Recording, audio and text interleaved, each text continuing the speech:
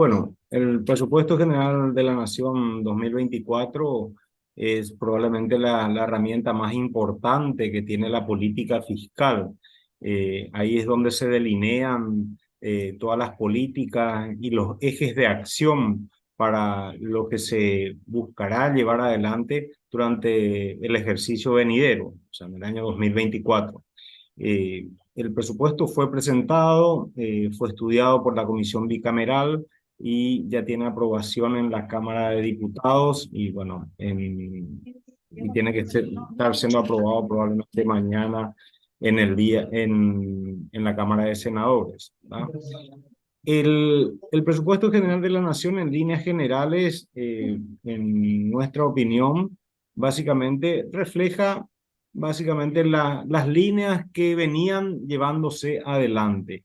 Uno mira los resultados y se espera que tenga un déficit fiscal del 2,6% del Producto Interno Bruto.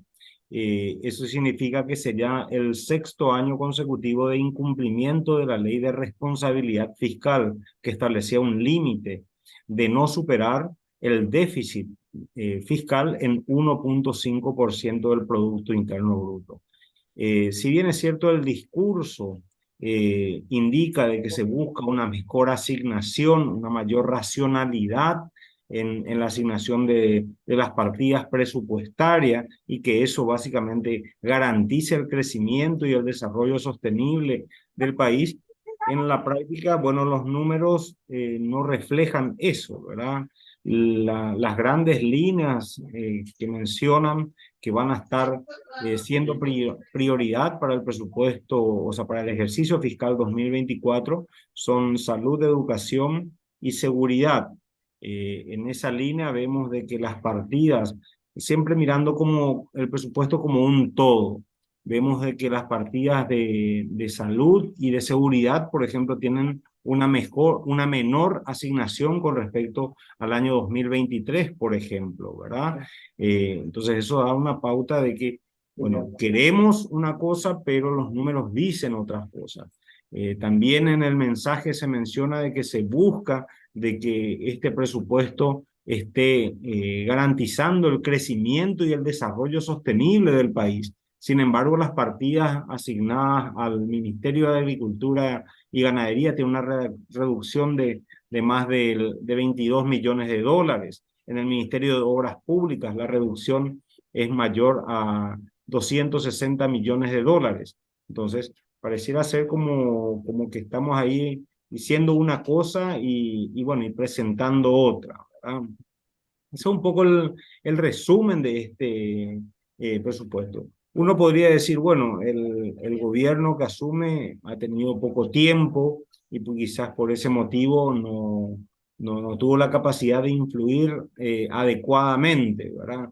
Entonces, yo creo que ahí en ese sentido se merecen el beneficio de la duda, porque efectivamente asumen el 15 de agosto y se debe presentar a más tardar el 1 de septiembre. Eh, También hay que reconocer que hubo un periodo de transición, que si se hubiese hecho las tareas en forma, eran 3 o 4 meses de estar ya priorizando cada una de estas partidas, ¿verdad? Para ver que el presupuesto efectivamente refleje la política del actual gobierno. Mm. Creería que esas son las grandes líneas, Eduardo, y bueno, Manuel, en líneas generales, estas cuestiones que estuviste observando y que estás dando a conocer respecto a lo que es el análisis del presupuesto, ¿se mantienen desde la versión del Ejecutivo hasta las diferentes versiones del Legislativo? En líneas generales, el proyecto no sufrió demasiadas variaciones. Creo que fue el proyecto de la bicameral que tuvo los mayores cambios, pero todos estos lineamientos que estás comentando son del proyecto en líneas generales en prácticamente todas sus versiones, ¿o no?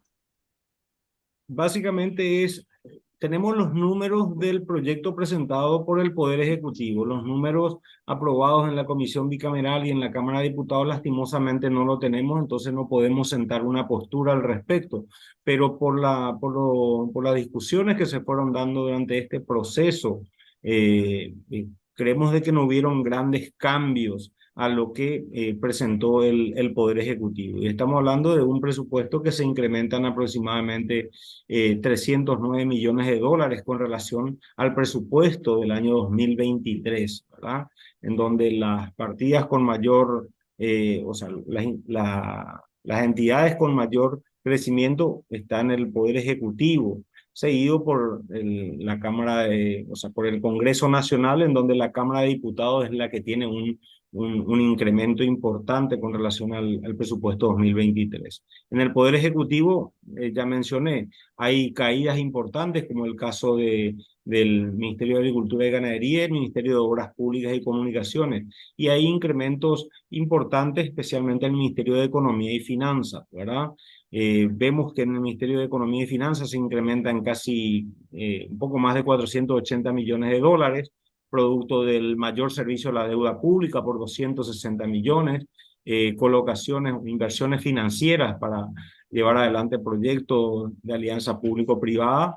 Pero bueno, esos son un poco los grandes números, pero no tenemos los datos de dónde está el resto o los otros incrementos, ¿verdad? Porque si hablamos de casi 500 millones de dólares, es como que faltan justificar 200 millones si consideramos de que las partidas de la Subsecretaría de Estado de Tributación salen del Ministerio de Hacienda y equivalen aproximadamente a 36 millones de dólares. Es decir, estamos hablando de que hay que tener una...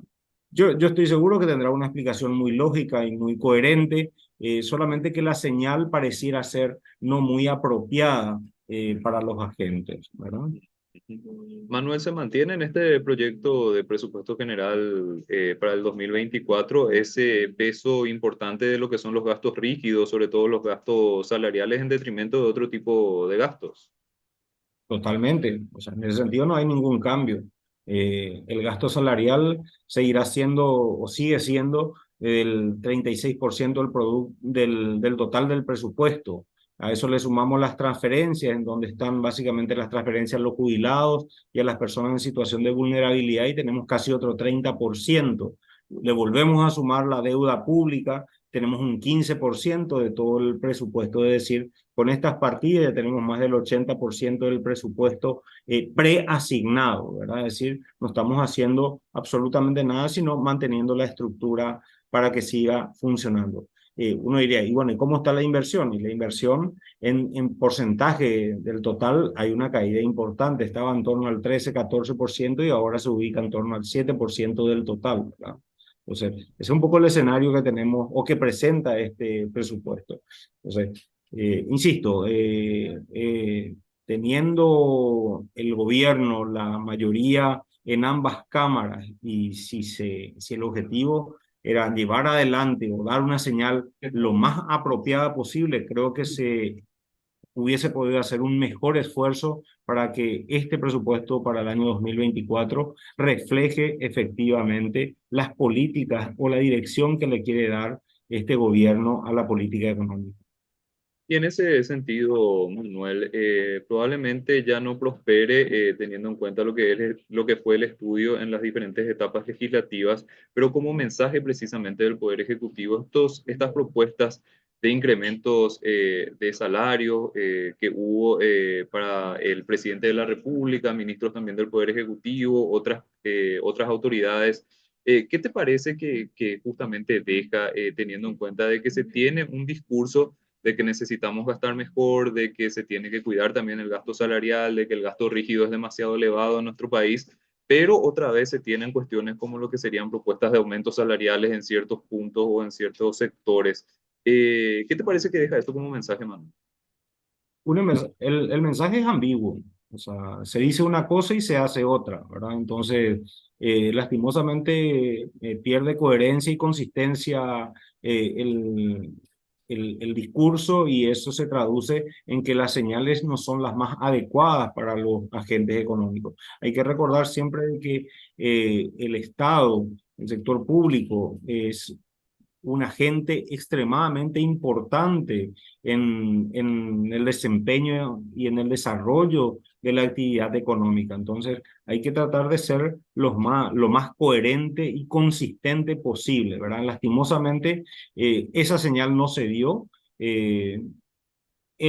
con la presentación del proyecto, luego con el envío de las adendas de incrementos para los legisladores, porque en el proyecto ya fue el incremento para el presidente y los ministros. Entonces, ahí hay lastimosamente, un desacoplamiento entre lo que se dice y lo que se hace, ¿verdad? Entonces, y es una pena, ¿verdad? Porque es el periodo en donde el gobierno, si efectivamente tiene las intenciones de llevar adelante una política razonable y que efectivamente fortalezca el crecimiento y el desarrollo económico para nuestro país, bueno, creo que está dejando pasar una espléndida oportunidad.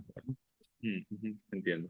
Manuel, el ministro de Economía y Finanzas, Carlos Fernández Valdovinos, había hablado de que este proyecto del presupuesto general para el 2024, más allá de la importancia de lo que establece un proyecto de presupuesto para nuestro país, también era relevante en este proceso que estamos nosotros teniendo para tratar de lograr el grado de inversión, teniendo en cuenta lo que es, por ejemplo, esa nueva trayectoria hacia la convergencia fiscal, por un lado, y la correcta administración de lo que son los recursos públicos. ¿Coincidís con esa visión? Este presupuesto 24 y probablemente futuros presupuestos serán estratégicos en ese objetivo de que Paraguay pueda dar mayor confianza en el exterior y lograr ese objetivo del grado de inversión. Yo creería que no, ¿verdad? Este presupuesto no refleja el cumplimiento de los objetivos, ¿verdad? Se define una senda de convergencia de vuelta a la meta establecida en la Ley de Responsabilidad Fiscal. Pero bueno, como ya mencioné al inicio, el 2024 va a ser el sexto año consecutivo de incumplimiento de esa meta del déficit del 1,5% del Producto Interno Bruto. Entonces, y se establece recién que en el año 2026 se estaría llegando de vuelta a esa meta, ¿verdad? Entonces, creería de que hay un problema de consistencia, hay que trabajar un poco, creería, de una manera más ardua para que justamente lo que se diga sea coherente con lo que se hace, ¿verdad? Y eso obviamente es la señal que necesitan las calificadoras a los efectos de obtener ese tan preciado y anhelado grado de inversión. Ujú. Manuel, otra cuestión que siempre suele ser motivo de debate en lo que es el proceso del presupuesto general de la Nación es el tema de la estimación de la estimación de los ingresos del Estado, teniendo en cuenta de que en años anteriores tuvimos la mala experiencia de que el Congreso ajustó esa estimación prácticamente sin bases técnicas, ¿verdad? Eso sería una cuestión interesante de mantener en este estudio o también en el estudio de presupuestos próximos, de respetar las estimaciones técnicas con relación a lo que son los ingresos estatales, o de repente vos ves mayores espacios para que esto se pueda ir también aumentando para que el Estado tenga mayor cantidad de recursos disponibles. ¿Cómo ves esa parte puntual, Manuel?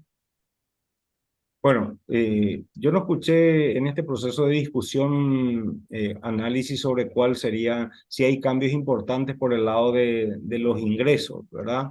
Creería que no, creo que la discusión se centró más bien en la asignación de esos escasos recursos y sí, efectivamente, esperaría, al no estar en discusión, asumo de que se está respetando las estimaciones elaboradas por el Poder Ejecutivo, lo cual creo que es un principio de prudencia para que efectivamente el presupuesto que finalmente vaya a ser aprobado, efectivamente pueda ser ejecutado plenamente, porque en la medida en que ya sabemos que esas viejas prácticas de incremento en las partidas del gasto y luego se ajustan el ingreso, lo único que significa es de que esos ajustes que se hicieron normalmente en partidas rígidas, como ser el tema de salarios o transferencias, se ejecutan y significan menor inversión pública, ¿verdad? Entonces, creería de que por lo menos yo no escuché esa discusión de que se esté buscando incrementar los ingresos. Creo que inclusive el gasto público está sufriendo algún tipo de reasignación, pero de vuelta insisto, lastimosamente al no tener los números no puedo tener una opinión definitiva al respecto. Manuel, para recordar un poquitito, el Poder Ejecutivo, luego de lo que es la aprobación y la promulgación también del proyecto de presupuesto general de la Nación, después tiene las herramientas del plan financiero, del plan de caja, los cuales generalmente se apela para ir ajustando algunas cuestiones que pudieron haber sido tocadas en el ámbito legislativo.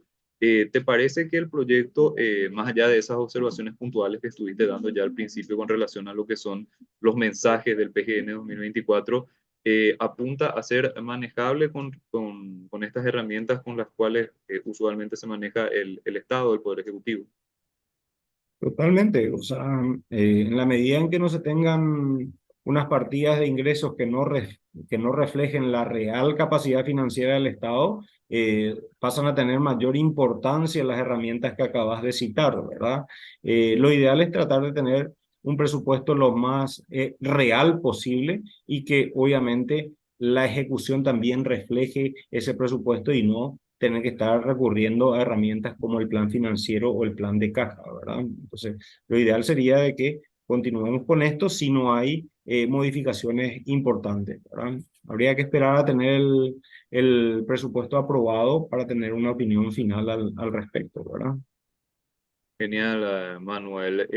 También yo sé que estamos hablando del presupuesto 24 y que todavía estamos en el proceso del 2024, pero analizando un poquitito las observaciones que estabas haciendo con relación a los mensajes que está dejando el Poder Ejecutivo, sería interesante rever algunas de estas cuestiones para el estudio, para el inicio del proceso también del presupuesto del año que viene. Probablemente el gobierno ya va a tener mucho mayor tiempo para poder tener un proyecto más acorde a esos mensajes claves que siempre suele comunicar. Probablemente, como vos decís, como estabas explicando, el tiempo en este proceso del PGN jugó un poquitito en contra, pero ya para el año 2025 cabría la posibilidad de tener un presupuesto mucho más acomodado a esos mensajes de mayor eficiencia del gasto público, sobre todo.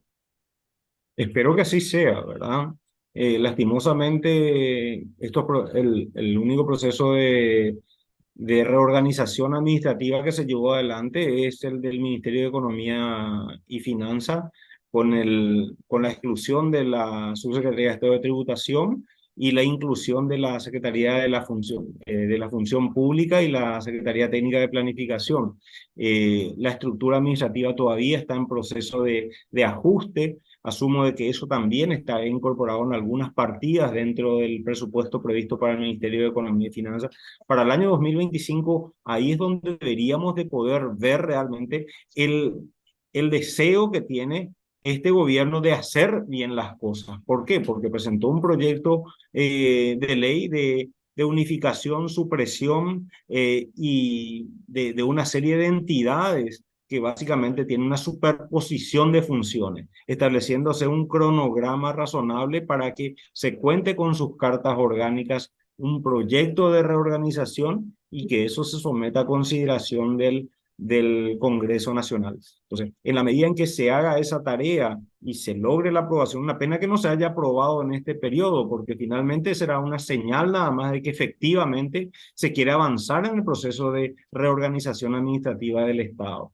Y tampoco implicaba cambios importantes. ¿Por qué? Porque significaba de que el Poder Ejecutivo avance en la elaboración, por un lado, de todas las entidades que están con una superposición de funciones, una reorganización de eso, elaboración de proyectos de carta orgánica para someterlo de vuelta al Congreso Nacional. O sea, bien se hubiese podido avanzar en esa línea, entonces, porque el proyecto de ley establecía un periodo de 6 meses. Es decir, estamos prácticamente en diciembre, eso no se aprueba en este año, significa que probablemente se va a aprobar en marzo si se aprueba y prácticamente se acabó el año 2024 y si eso no sigue con esa dinámica, quizás ni siquiera veamos los resultados en el 2025, ¿verdad? Entonces, tenemos que insistir de que estos elementos son fundamentales si es que efectivamente queremos un Estado que refleje la demanda ciudadana, ¿verdad? Y estas reestructuraciones que estuviste citando, Manuel, también en cierto modo la promesa era de que se iban a seguir o que se iban a ver en partidas presupuestarias, es decir, la idea era justamente unificar entidades, buscar las entidades en las cuales había superposiciones de funciones y generar espacios de ahorro para el Estado. Eso también en posteriores proyectos de presupuesto se tendría que empezar a notar. Yo creo que en el 2025 tiene que estar vigente, o si no directamente. En lo personal, yo diría que la política de este gobierno va a ser totalmente ineficaz, ¿verdad? Porque, de vuelta, insisto, hay que ser coherentes entre lo que se dice y lo que se hace, ¿verdad? Si quiero llevar adelante eso, entonces tengo que poner mi mejor esfuerzo para que efectivamente eso se avance. Entonces, eso es importante.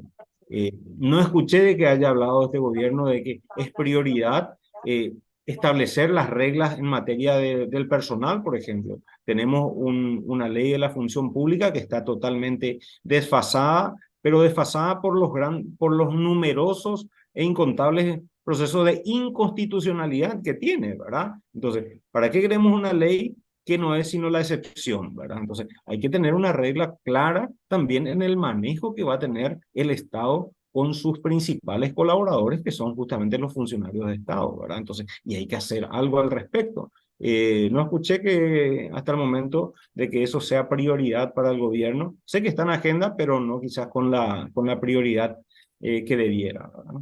Claro, esto es una cuestión urgente, Manuel. Se tiene que hacer sí o sí, se tiene que hacer de la forma más rápida posible.